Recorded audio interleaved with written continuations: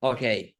Hello, everyone again. Welcome to today's webinar about DAAD scholarship. Today, we have Timur Umarov as a guest speaker. So he was a DAAD alumni. I think Timur graduated in 2022. It's so nice to have you, Timur, today on stage to share your experience as well as academic journey in Germany. I think it is going to be very valuable for everybody who is planning to do masters or even bachelors in Germany to hear about DAD scholarship and personally your experience, maybe challenges that you faced. Okay, Timur, how about you go first and tell us briefly about yourself, and then I will follow up with the questions. And at the end, we will be hearing some questions from our participants. All right? Okay, thank you very much, Jafarbek. Uh-huh. Hi guys, my name is Timur Umarov. I did my bachelor's in Westminster in Tashkent on scholarship basis. Then I worked for 1.5 years, did gain some experience. But my journey with the DAD started when I was on the third level, like third year at university. So during my bachelor's, I already started applying. I failed for the first year. And from the second attempt, I've got the scholarship in ERP program. So this is for economics and business students. And I did 2 years of masters at the University of Magdeburg, but because it was pandemic time, I lived in Berlin. So it was really nice time of my life. In Germany, I decided to switch my career. It was very interesting. I fell in love with software technologies. And now I work as a software developer. So I really changed my whole career there. So I started working. I came back, I started working. My plans are maybe next year, I hope to go back to Germany and continue my career there as a software developer. Wow. Okay. Awesome. Yeah. That's so interesting. You mentioned that you applied to DAD 2 times and then Yes. shifted to software. So what was your bachelor's in? Like what major did you have at Westminster? Finance, economics and finance. Oh, okay. So economics, finance, and then shifted to software. Wow. That should be interesting change. I think I'm going to ask more about that so Yeah. that you share your unique experience, because finance to technology, I mean, software specifically as a developer, is quite amazing. All right. Yeah. But to get started, let's start with a couple of more general questions. Okay. So I think most of our participants today came to this session to hear specifically about DAAD scholarships, plus your personal experience with it, right? So let's start with general description of what DAAD scholarship is about. And maybe you give a little more details about, the ERP. I think that's for master's degree specifically, right? Yeah. So we can talk about that first. Yeah. DAD is a whole universe of different scholarships, starting from school kids to PhD students. It doesn't matter, a lot of programs. In Uzbekistan, we mostly, for bachelor graduate students, we have 2 programs, ERP for business and economics, and all studies for all other directions. So what else should I say about DAD? That's all, I guess. Yeah, I think that could be enough. Yeah. How about eligibility criteria? Okay, let's say there's a bachelor student and who wants to apply to this program. What requirements should he or she have, and what are the general deadlines for the program? Yeah, I want to make an important note that, let's say, if you want to study for free, you don't need DAD scholarship, because education in most public universities is free of charge. You just apply to university, you get your acceptance letter, you get visa, and you study. DAD is about extra money, first of all. So for 2 years, you get paid around 900. For some huge cities, it's 1,000 euros. And plus, let's say, visa questions. So it's much easier for you to get visa. It's much easier for you to get any documents to prolong your visa. So this is what DAAD is giving you. It's not about the study program itself. Let's say I was really I did a huge mistake. Let's say I won DAAD scholarship and then I started applying to universities because I thought that I automatically will be accepted anywhere. But it's not true. You still have to yourself get applied to get enrolled to certain university, and DAAD is just extra thing for you. It means anyway you have to apply from starting from now actually for the next year. Yeah, that's important. Okay, awesome. So, to sum that up, so DAAD, specifically ERP, if you talk about that, is a scholarship to fund your personal expenses. That's outside of tuition. And most of the universities in Germany are free of charge. So if you want to just study in Germany, then you can still apply without DAAD. But if you want that extra money to cover your living expenses, then DAAD is the best option. Seems to be the best option, right?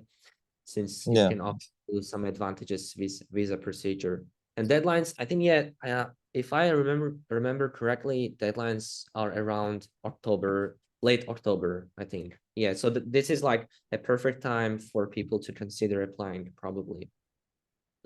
Yes. You also asked about application, what is required.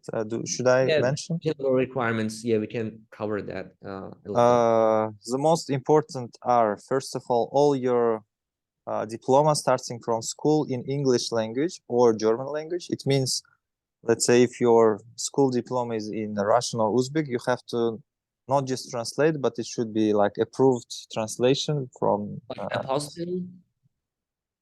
No, it's just you go to a kind of notarius place, you Oh, make not translation, then they put a stamp that it's legal translation, you know.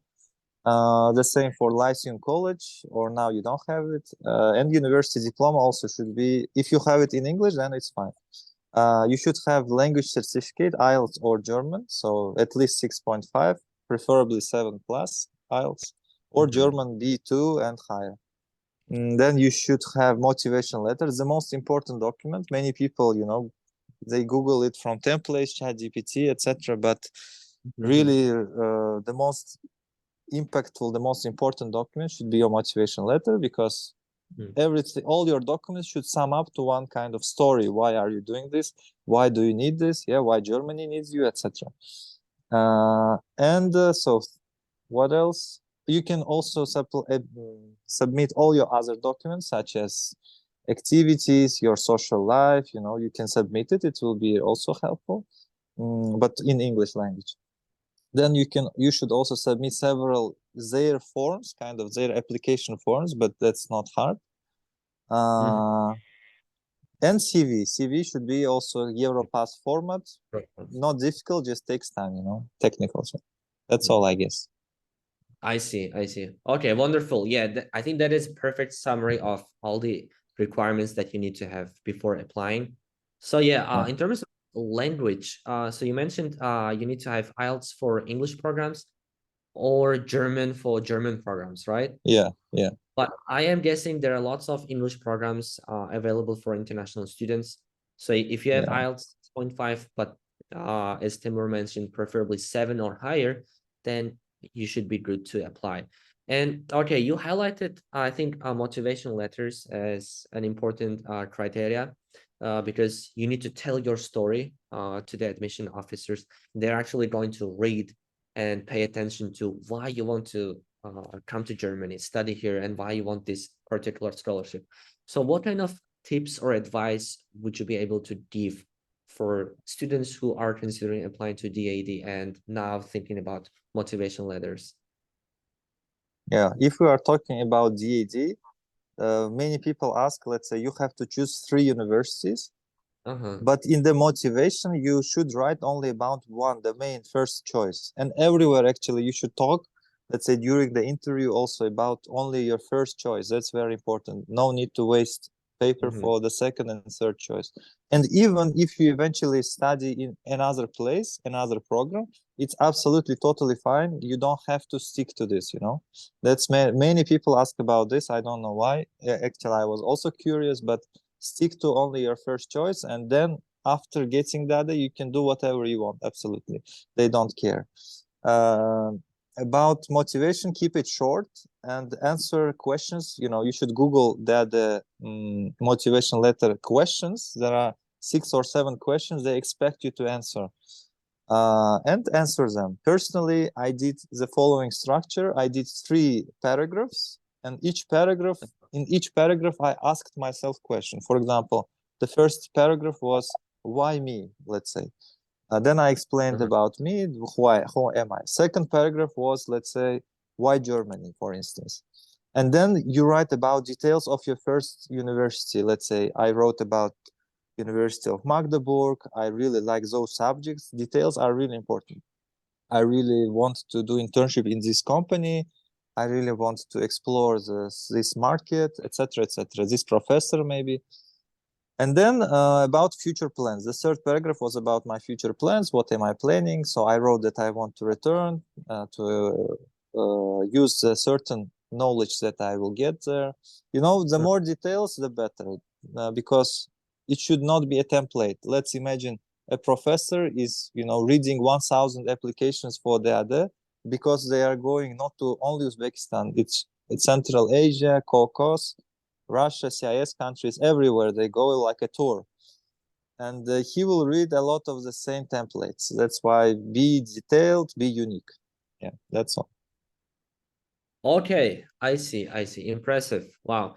Yeah, I think there have been some comments as well. I think you explained pretty much well what is expected of you to write in the motivation letter. So how about recommendation letters? I think you are technically required to provide letters of recommendation for the program. What comments can you provide on that section? Yeah, I forgot to mention, you're right. You have to provide, I guess, one recommendation from preferably professor at university. Let's say preferably from PhD person, someone who has PhD, preferably. Or it can be a workplace from your boss, but it will be less impactful. I got my recommendation, and it's important that recommendation, it's not a free format. They have a particular format, and your professor will have to fill it out. The best case is when you come to professor and he says, do it yourself, I'll just copy paste. This is the best case. It means you should have good relationships. I had it with my macroeconomics professor. He said, write it yourself. I wrote it myself. He even had his own stamp with his name. It was amazing. So yeah, this is the best recommendation from your professor. Okay, so it should preferably be PhD, right? PhD. Yeah. They really respect PhD people, really respect. Okay, awesome. Yeah, that is very important piece of information to know, I think, for future applicants. All right. I think may I share one story? Sorry, I forgot to mention Jafarbek. Yes, of course. My friend Shahzad, we made a YouTube channel together, Uzbek in Germany. So he also won scholarship. And his case was different. Let's say his diploma was from Turin University. It was not really strong. His marks were not good. He didn't have any extra strong things, but he had a recommendation letter from a German professor who lived in Germany, because he went to a summer program.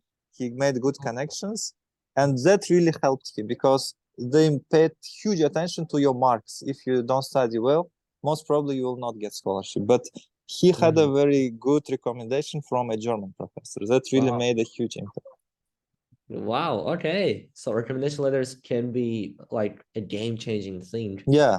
Well, if you have bad, let's say, below the average background or below the average grades, if you have great recommendation letters, especially from professors, then it could really change the impact, the outcome of the application. Okay. Yeah, that's important tip. All right. So I think we covered the basics of the program about DAAD.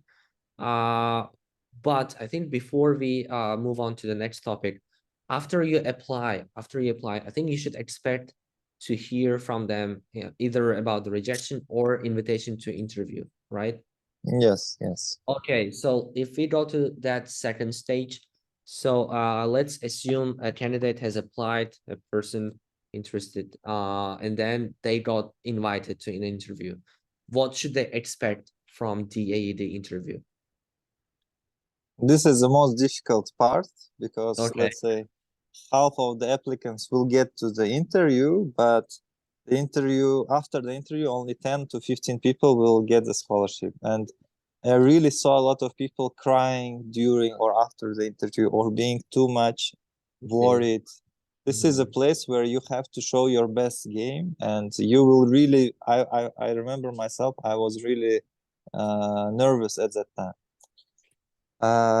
What I can say, if you have a good story in terms of, let's say, if your motivation, if everything, if your whole application adds up to one story, it will be much Uh-huh. easier during the interview because they will ask you the same questions as in your motivation. Why Germany?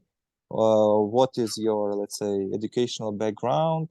I was asked about my diploma, what I was writing in my diploma, what do I want to do in Germany, what do I plan afterwards, the same questions, right?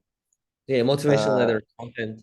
Yeah, repeated that's all. why it should be kind of one strong, solid story. Oh, I see. Okay.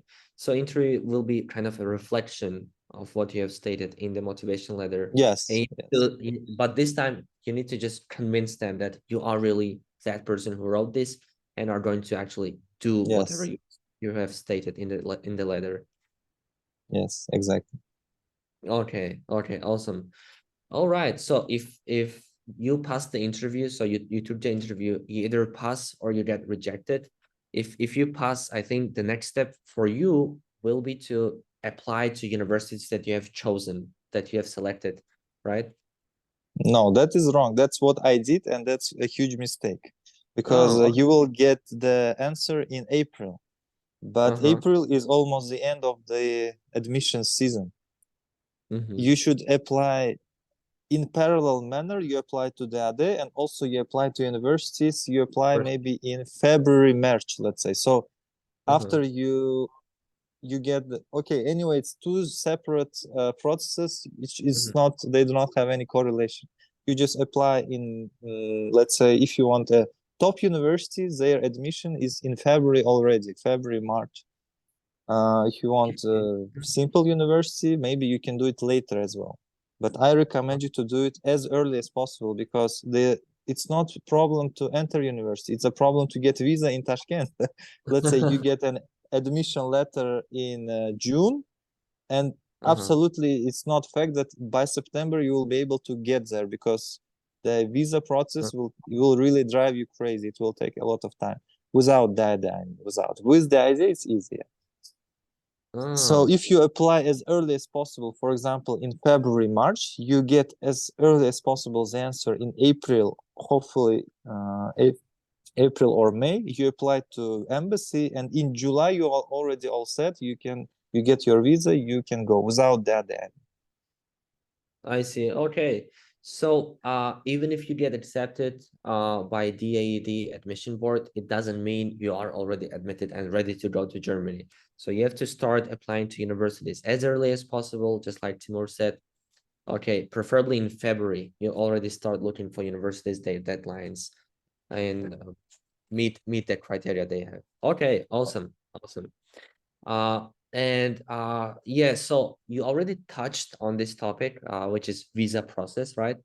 And I think, yeah, many people already are aware of how difficult it is to obtain a visa to Germany, especially Yeah, without the aid, because you have to prove your financial status through the yeah, formal yeah. procedure. You also have to have a package of documents. So it's all going to be, yeah, I think a challenging process. How was your visa experience with the AAD, and what can you say about the process without the AAD scholarship, let's say? That is the most important factor that you should consider because now the average waiting time without, let's say, the ID, you got acceptance, you are very happy, you go to embassy, and then for 2 months on average now you have to wait. And it means if you did it in August, you will not get there by the beginning of your studies, and then maybe university will not even accept you, or you will wait one semester. So you have to plan everything so carefully. For example, let's say with the ID, no problem. You immediately get your documents, visa in 1 week. Yeah, it's true. I had the same experience. What can I say? The best scenario would be if you apply as early as possible, for example, in February, in March, to maybe some universities, let's say 3 to 5 universities. Then you get your answers from the DAAD, and of course, it makes your application much stronger because you have this DAAD letter that you are an exceptional student. Then you can apply to maybe some other universities that have later deadlines. I In see. this case, for sure, you will diversify, your risks. You will minimize your risk and maximize your options.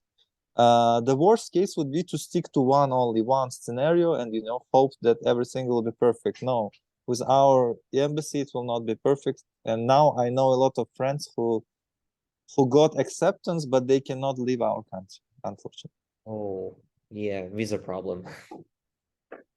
Yeah. I see. Okay. Yeah, that sounds sad, but I think yeah, as you mentioned, Timur, if you plan in advance and if you plan ahead of application of every other step, then probably it will all work out.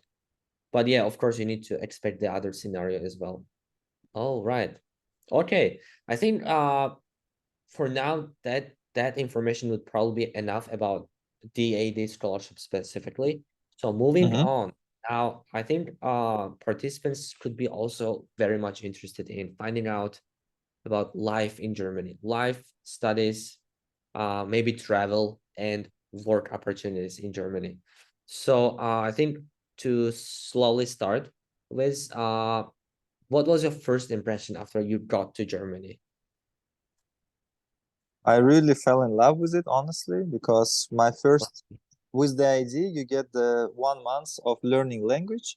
And Oh, of course, there you don't do anything specifically. You just enjoy your first months with your friends. I lived with my best friend together. We uh-huh. were studying German. We were just hanging out. We traveled a lot, so it was perfect. And for many others, for even without that, it's usually you feel the improvement of your life quality because ecology is much better. You feel that you are kind of independent now. Amazing feeling, to be honest.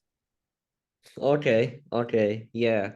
Life without parents, right? Away from home, studying with your best friend. Okay, that should be really amazing, I think. All right. Yes, Okay. there is a problem. You will be stressed because of accommodation, most probably. It's really hard to find. But as I say, every person has to go through this at least once in life. You will go through this. Yeah, life doesn't come without challenges. So yeah, you always expect challenges. Okay. Some wise words from Timur. Okay.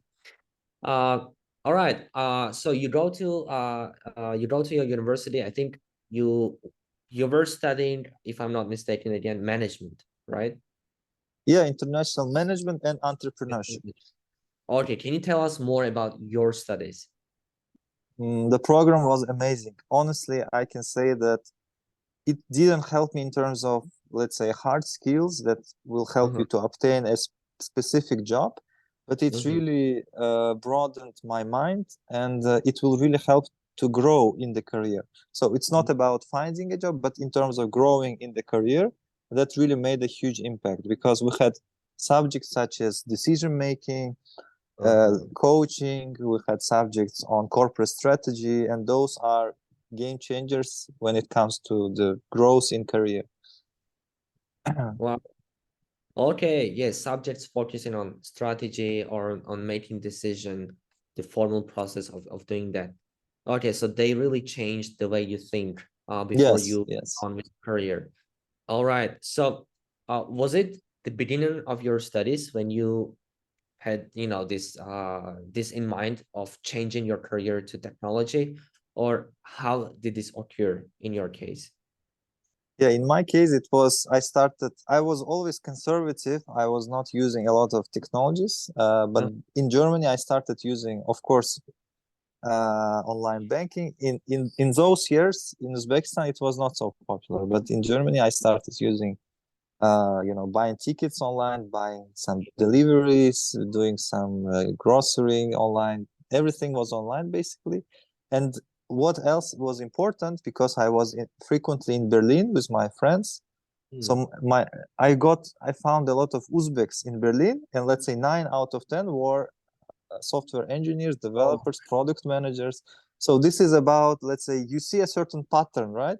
You see a uh-huh. pattern. Okay, these guys, they came without any studies. They were invited by local Company. companies, relocated, and 9 out of 10 work in the software industry. And you see, okay, maybe it's about your environment. You also start reading some books, looking into this field. Maybe you become biased a little bit, yeah. But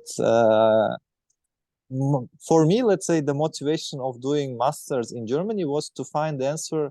What do I want to do seriously in my life? Because Wow. Uzbekistan didn't offer me interesting choices. So I was kind of, I didn't, yeah, I was working here. It was cool, but I didn't feel that I'm doing something that I want to do seriously.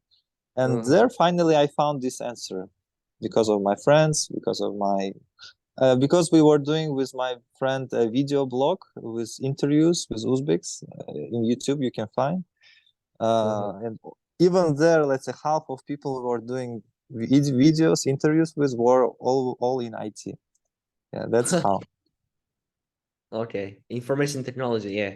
It's getting all the people, attracting everybody.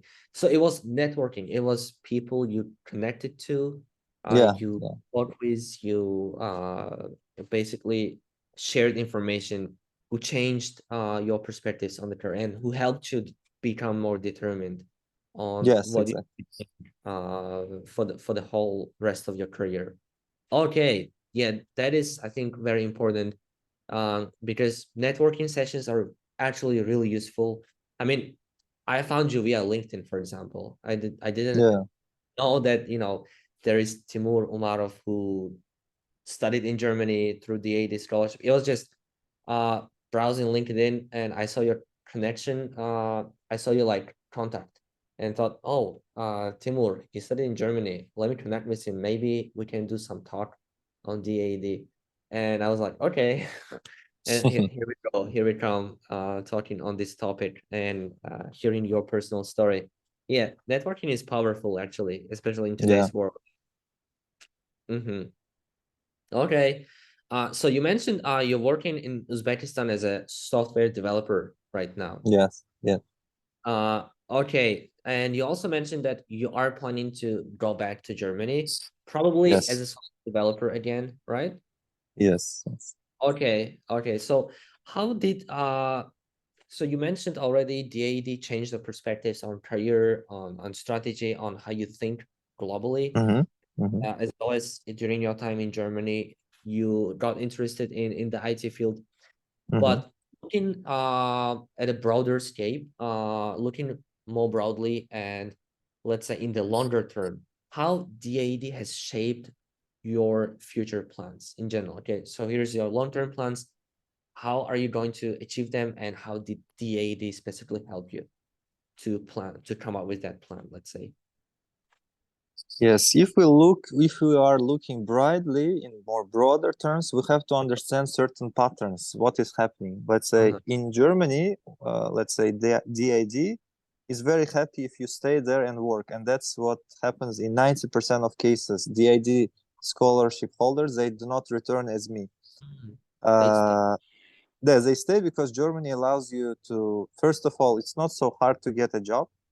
Okay. Secondly, if you don't get a job, you get 18 months of work searching visa. So you can do whatever you want for Mhm. 1.5 years. Just you get this visa.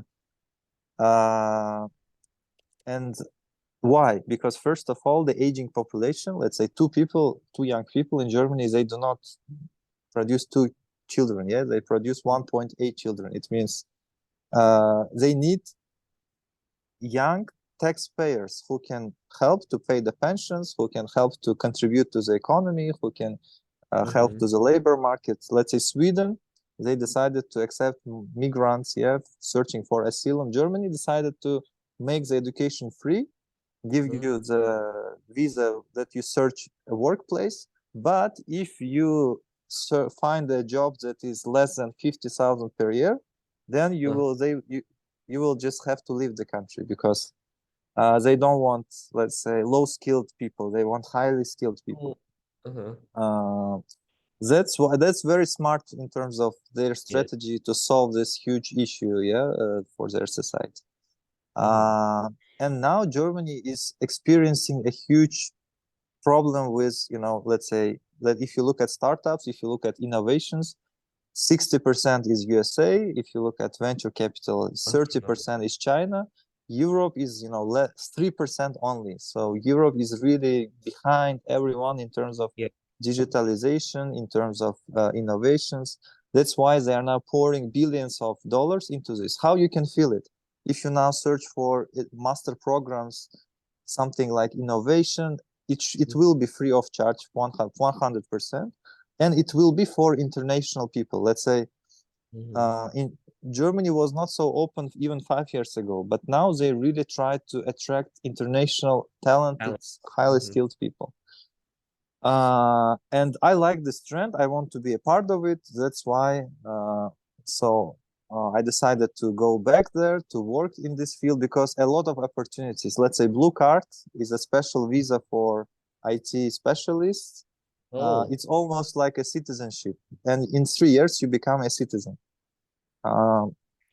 It means my interests, they coincide with Germany's interests, and why not to be in this trend? Why not to be?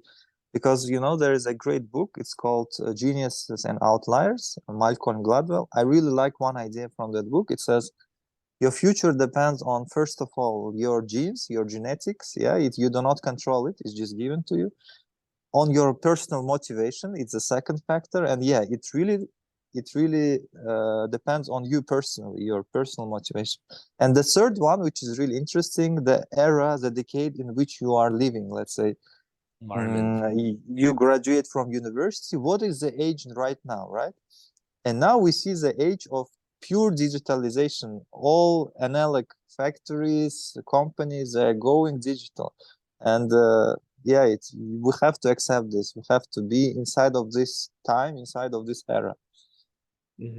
Those were the factors I was considering, and also we had a very nice business decision lectures. I mentioned it, and the professor was so cool. He was telling very interesting stories, and one of them was that there are two types of mentalities. Let's say some people are alternative focus thinker. Let's say you open a fridge and you see certain resources in the fridge. Let's say rice, carrot, something else, right? And you ask yourself, what can I do with given resources? What can I do with this, right? You can do some rice and meat stuff, some goulash, for example. And the second type of mentality is value focused thinkers. It's when you open a fridge, you see a certain bundle of resources, and you ask yourself, okay, what do I really want? Today is Thursday. Let's say I really want plov, for instance, right? And you say, what do I lack in order to get what I truly want? What do I lack? For example, you go outside, you hunt for zira, you hunt for maybe special rice, you hunt for whatever, right? In order to make plov, and you cook it. In other words, you try to get the best personally for you, and whatever you lack, okay, you go and grab it.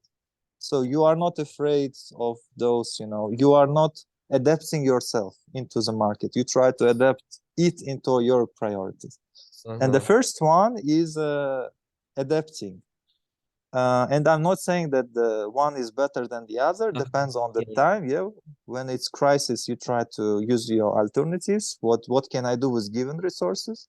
When the time is really good, you try to get the best. But those things really shaped this decision of going back, of doing a career there. And also from Berlin, I particularly want to live in Berlin. It's much easier to go to the US, for instance, to go to even more developed markets, because all of the companies are there already. Wow, I see. Okay. You have said so many nice things, especially your quotes from the books. I think it would be better if you send those books names so that I can Okay. share with the friends.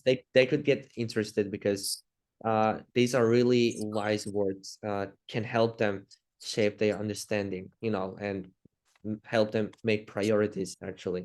Yeah. Yeah. So one thing I want to clarify that I probably got mistaken. So you mentioned they allow you 18 months of work search visa, right? In which you can just look for a job. Yes. If you get a job which gives you 50,000 euros per year or above, then you're gonna extend your visa and stay there. Otherwise, you're going to leave the country. Otherwise, it's not, so strict. It depends on your city, on your region. But I know the cases when, let's say, you did a master's and you find a job, which is 45,000, then you'd go to prolong your visa, but they say, sorry, but with master's degree, we expect you to have a more skilled job, not just, let's say content manager job. And they do not prolong visa. I know such cases. Yeah. I see. I see. Okay. So they're very clear and very smart system of Yeah. it Yeah. and keeping talent inside the country. Yeah. Oh, I agree. okay. Impressive. All right. Uh, I guess that is all questions I have had. Mm-hmm. And I think we can now take a look at the chat, Zoom chat. There should be a couple of questions I think left from participants. So if you will be able to answer those questions, I guess that would bring us to the end of our today's Zoom webinar, Zoom interview. Yeah. So the first question, I'm going to go to the top of the chat and read out loud the question. Can we apply to public universities with only IELTS? There's a question from Alisher, the user. So what would your response be to that? I do not understand with only IELTS. Maybe only with IELTS. No, you anyway have to have diploma. You have to have, CV, etc. But if you mean about German, no, you don't have. You don't need German at all. And most of the other holders, scholars, they do not know German at all. Okay, awesome. I was thinking maybe there could be something else that Alisher meant, but I'm not sure. I'm not sure. Maybe it's about GRE and GMAT tests as well. Like there, Okay. uh, except for IELTS, but I'm not sure, Alisher, if you want, you can provide clarification if you are here. But yeah, what would your response be to that if that is the case? Top universities, they usually require GMAT, I guess. I don't remember exactly, some GRE or GMAT. But 80% of universities, they do not require. So depends on program itself. Let's say Technical University of Munich, I wanted Yeah. to apply. I applied there, but I didn't because I didn't have GMAT. Oh, they require GMAT. I see. Yeah, it depends on program as well. Yeah, to some programs. Okay, okay, thank you. But So, very cool insight. Sorry, I interrupted you. sorry, it's okay. Recently, I was talking to my best friend Shazot. He's now working in BMW, and he said, Timur, I was really always sure that I have to, let's say, get the best university and study at the University of Applied Sciences. But most of his colleagues in BMW, most of his colleagues, they studied in Hochschule. If you know, Hochschule is the same concept as university, but it's more practical. It's less theory, it's more practical, and they check attendance. So for them, attendance is important. But when it comes to job market, he says, it's even more useful if you do Hochschule because it's more practical. You do internships, you do a lot of, practical work, less of writing theses and diplomas. If you are interested in academia, yeah, usually you choose University of Applied Sciences. But if you are interested in finding a job and making career, Hochschule is even better option. Okay. Yeah, that's a very nice insight. Okay. Thank you. All right, moving on to the next question. I see there's a question. Okay, it's a little big, so I'm going to summarize. All right, I think it's about the method of delivery of recommendation letters and maybe generally documents. The question is like, in some cases, they said you need to post documents or recommendation letter to Germany or send it to embassy or agency, but I couldn't find the agency, and the embassy says they don't have DAAD office anymore. So what should I do in this case? I'm not sure because when I was doing it, we were doing both online and offline. But as far as I know now, it's online only. After COVID, you don't have to apply offline. I'm not sure about that, but as far as I know, it's like this. And in the embassies, there are two people at least who take care of the DAAD, who are responsible for the DAAD, and usually they know the actual information.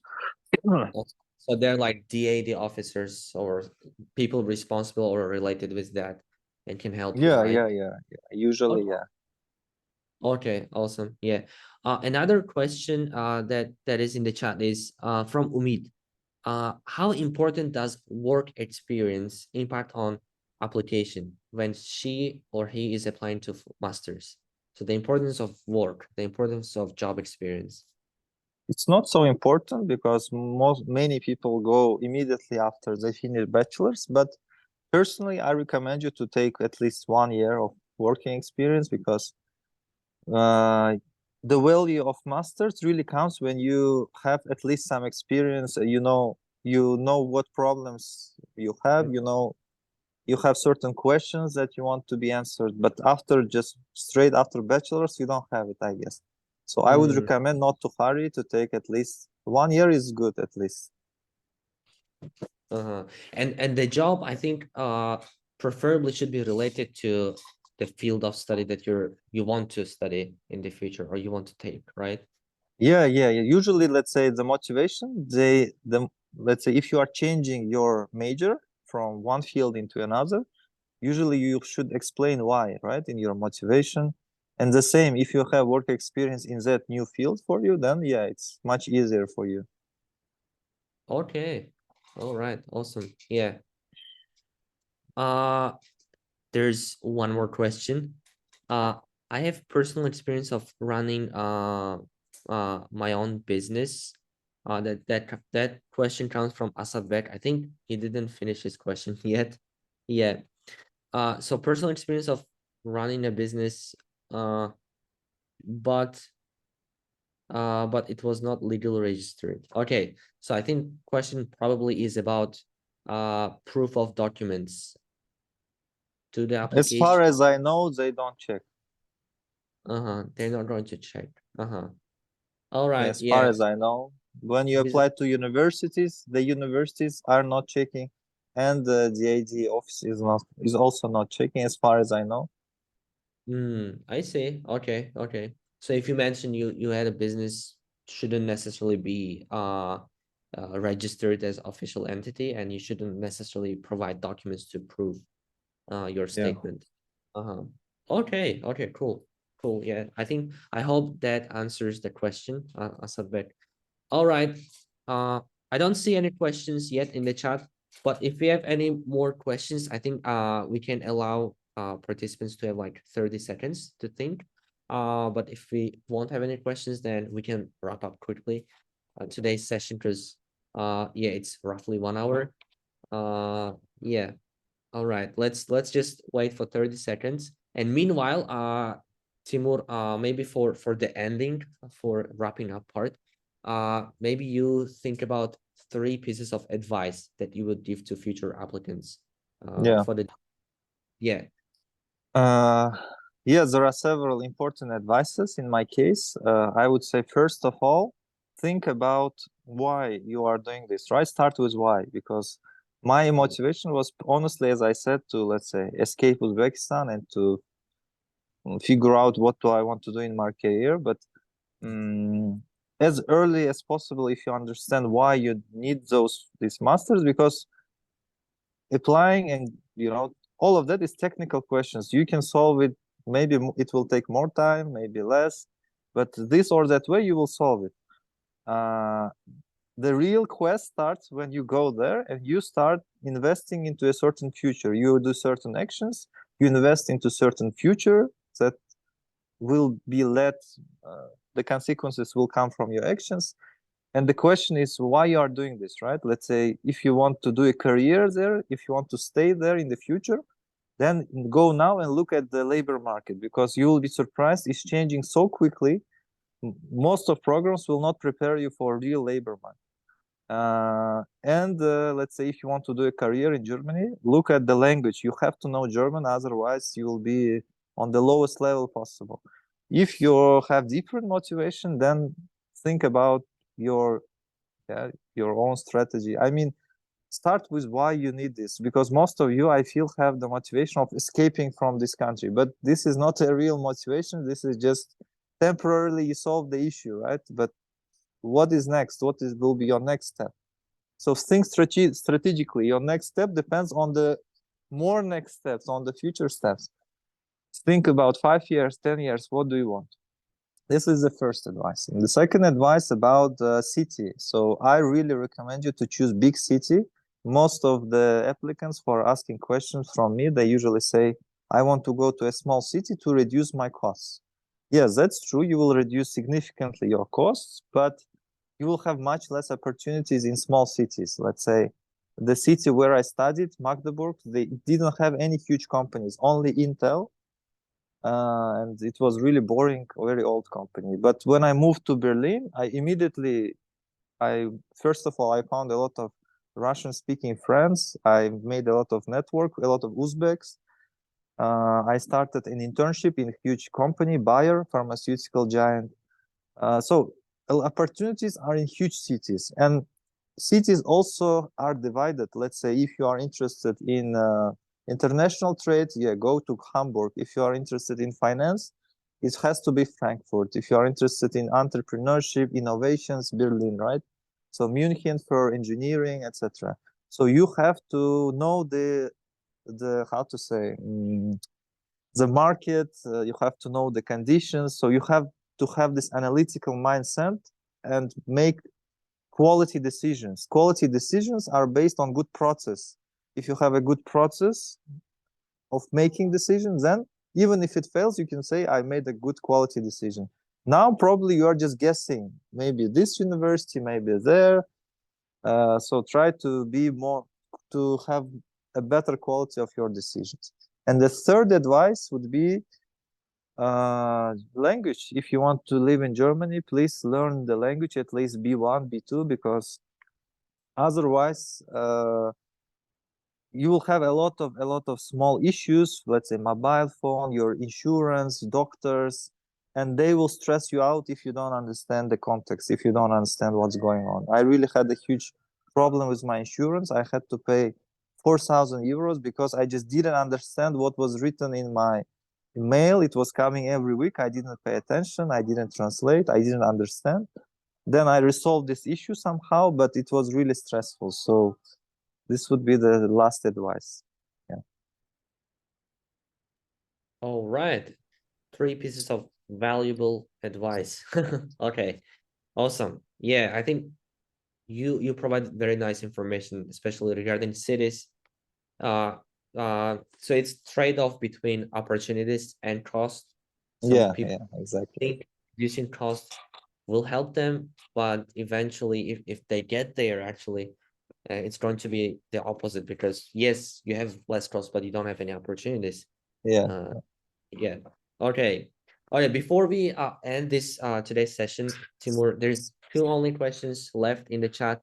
So I think the first one is about letter of recommendation and whether it is possible to get recommendation letter from workplace, like supervisor, employer. And second one is about also recommendation letter. I think I can take the second one. So how about you go and answer the first one, then I'll take the second question. Yes, totally. You can do letter of recommendation from your workplace. But what they will write to you, right? Then you should ask them to write a certain thing that will suit your admissions criteria. So let's say you want to enter a certain university, they require something, so ask them to write something that is very close to that. Yeah, be street smart, as we say. You can be academically smart, but if you want to win scholarships, if you want to, we have a hard task. Let's say if you grew up in Germany, it's much easier for you. But if you grow up in Uzbekistan, you have to do one extra mile. You have to do something extra. So be street smart. Try everything. Try different ways. Maximize your options. Yeah, something will work out. Okay, so tailor your recommendation letter to your program's requirements and criteria. Okay. All right. The second question is about whether or not it's possible to get letter of recommendation from teacher who has left the university.